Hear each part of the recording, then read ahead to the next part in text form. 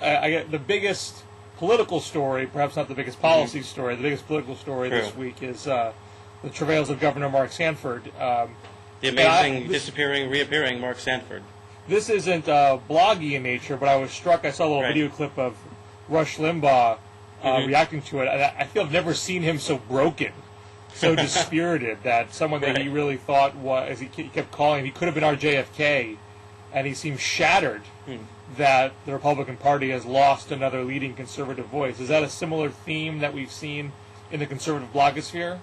I guess I would say, sure, there's some of that. I would say that in the conservative blogosphere, the reaction is split somewhat between what a tragedy and what an idiot.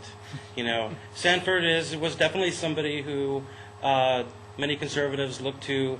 You know, not that he was going to be some kind of savior in 2012, but that he was certainly more than acceptable, especially as far as opposing President Obama's stimulus plan. You know, he was one of the few governors who said, "We don't want the money. We don't need the money. The money will, you know, hurt us in the long run. So, you know, we don't want it." And you know, so think of it to some extent like when John Edwards had his sex scandal, which unfolded over a much longer period of time. But you know, people who really believed in John Edwards' message of, you know, well, helping the poor was the, you know, the 5-second pitch of how he put it. People who supported Edwards on that, you know, were very disappointed when he had to remove himself from the limelight because he was, you know, an important figure on that issue. Mark-Sanford was one of the more important figures, you know, defending fiscal conservatism against the Obama White House, and he's now gone. At least he's out of the picture for 2012. So, you know, I think that there is definitely discussion also about just, first of all, people wonder what happened. You know, there will be more, you know, more revelations. Already we've seen the, you know,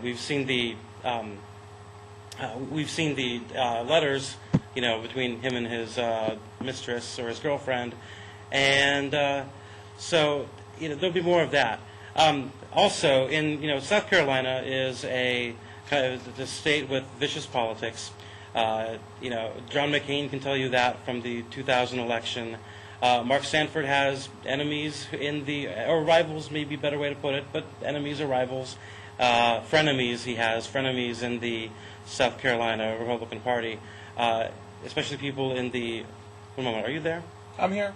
Okay, I'm sorry, I heard a beep, so I stopped. Anyway, so you know, back when the story was still, you know, he's on the Appalachian Trail, there were people in the Senate who were fanning the flames of that. And there's definitely discussion these days being today, that if he doesn't resign, then there will be a move to impeach him in South Carolina. So not only is his 2012 ambitions over, his time actually in the governor's mansion of South Carolina might be limited. So yeah, that's a tragedy, but this is what happens, I guess.